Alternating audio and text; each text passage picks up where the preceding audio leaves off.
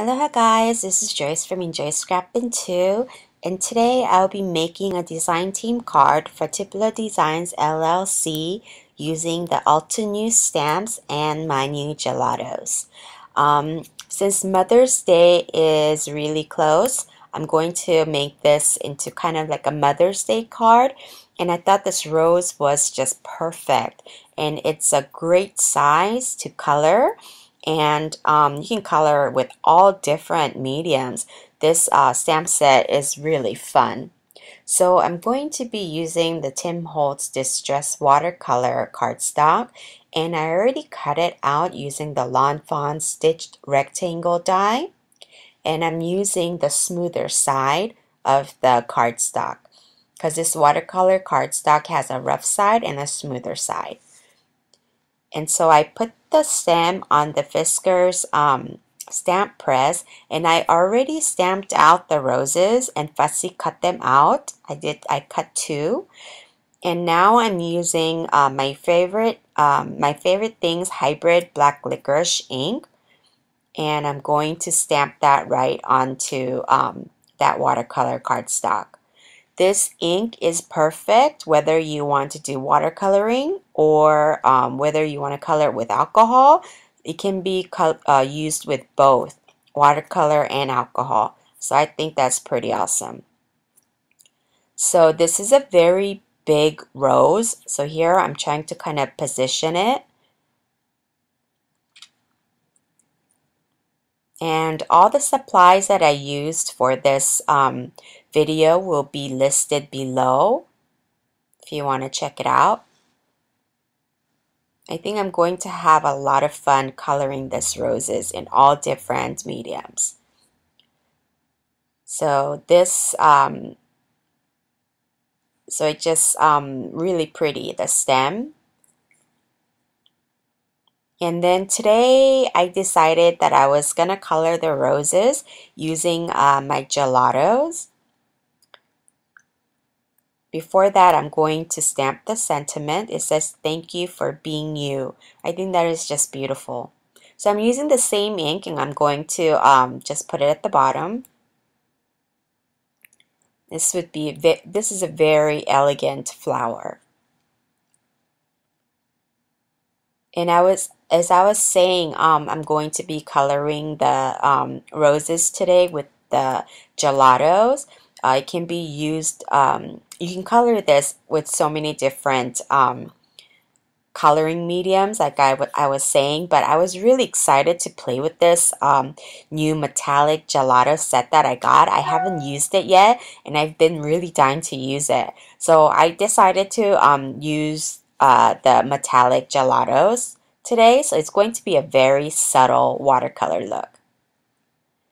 So let's take a look at this new gelatos.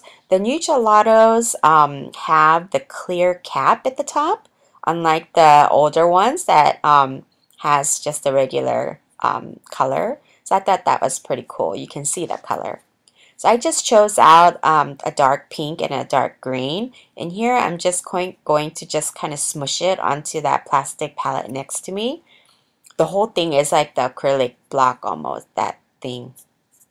So I have a little bit of water, and I'm using a number 2 brush. And as you can see, the color is very subtle. But it looks really beautiful in person because of the metallic sheen to it. So that's why I decided to just try it out and see how it goes. So I haven't really colored with this gelatos yet. This is the first time. So I'm kind of experimenting with you guys. But I think it came out pretty because of the metallic, the sheen to it. There's a lot of shine. So I'm just basically just putting down some color on the leaves using that green gelato. And then this is a set of 12. As you see how shiny it is. It's really beautiful in person. But I think I needed a little bit more dark. So here I have the cracked pistachio. And I'm going to kind of just highlight just a little bit so that the petals don't look too flat. So I'm just putting that color. It just matches perfectly with this gelato color. So now I'm going to do the same thing with the rose, and I'm going to be fussy cutting out the other rows on top of each other. So here I'm coloring, I just put the gelato right on the flower, and then I'm just using a little bit of water and then blending it out with my fingers. So like if you were to color this with alcohol markers or even the New Spectrum Aqua markers or like the distress markers, I'm sure the color will be more vibrant and bold, but I want it more like a soft, shabby chic type of look today. So I decided to try this out and see how this gelatos work. So as you can see, it's very subtle, and it kind of makes the black lines kind of not as bright, but as you can see, the shine is really beautiful. And again, for the rose, I'm doing the same thing, and this is abandoned coral, just to give a little bit of highlights here and there for darker shadows of the flower petals, so that again, it doesn't look too flat. So I go back and forth and kind of put some colors here and there. I'm definitely going to color this rose again. So pretty.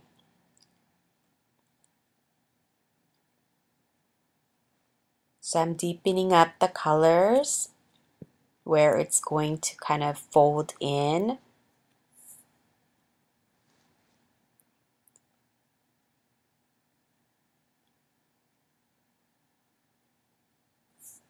So now I'm going to cut the inside of the rose here, trying to be careful that I don't smudge the gelatos. If you want, you can definitely spray a fixative on it. So I forgot to put some color in the inside of the rose because it's going to be popped up and it's going to be visible. So I'm kind of using my bone folder to kind of put the leaves up and down so it gives like more of a three-dimensional look. And again, I'm kind of putting the abandoned coral.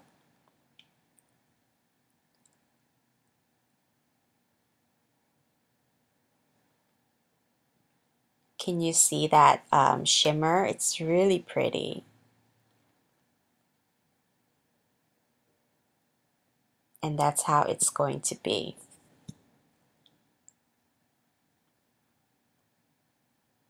And I put dimensionals on that inner portion of the rose. And then I also put dimensionals on the outer part of the rose as well. Here I'm using some Copic markers. This is W3. I just wanted to add just a little bit of a shadow on the stem because I thought it looked kind of too flat. And here I wanted to use this beautiful paper. I love this paper. It's so subtle, shabby chic, like elegant looking. And I really wanted to use this paper. So I'm cutting it actually into the exact size of my A2 card. So it's 4¼ by 5½. And here I'm distressing the edges with vintage photo, and I decided that I wanted to distress it even more. So I pulled out the Tim Holtz distressing tool, and I kind of kept going over and over it because I wanted like a really like a distressed shabby chic type of a look. I don't know. Lately I've been kind of loving that look, and so it kind of I go into phases. And for this rose, I thought it matched well. Again, here I'm kind of folding up the edges and the sides here and there. I'm tearing it as well to give a little curl, and then I'm also distressing those little curls as well. I think it's really pretty. So again, I'm distressing this piece with the vintage photo very lightly, just to give some color. In here, I'm going to put this onto my A2 size card front.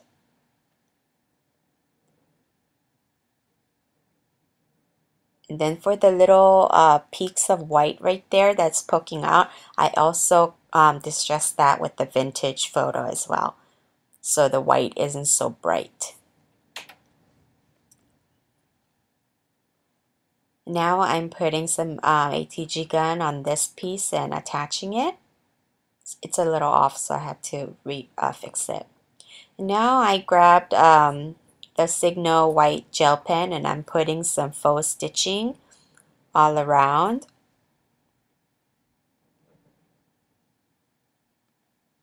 So I'll be definitely using this rose again, because it's just a really pretty, it's a real good size too for coloring, and I love coloring, so maybe color with a different medium next time. So I went ahead and put dimensionals on that rose and popped it up.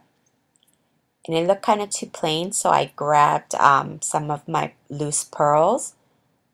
And here I put my glue in this fine liner. I really, really love it. So I grabbed like 3 different sizes of the pearl. And this finishes off my card for today. I hope you guys like this video. And please give a thumbs up if you like this video. And subscribe. You can see that shimmer on the rose. I wish you guys could see it in person. It's really shimmery and pretty. So thank you so much for watching, and I'll see you guys next time. Thanks. Bye.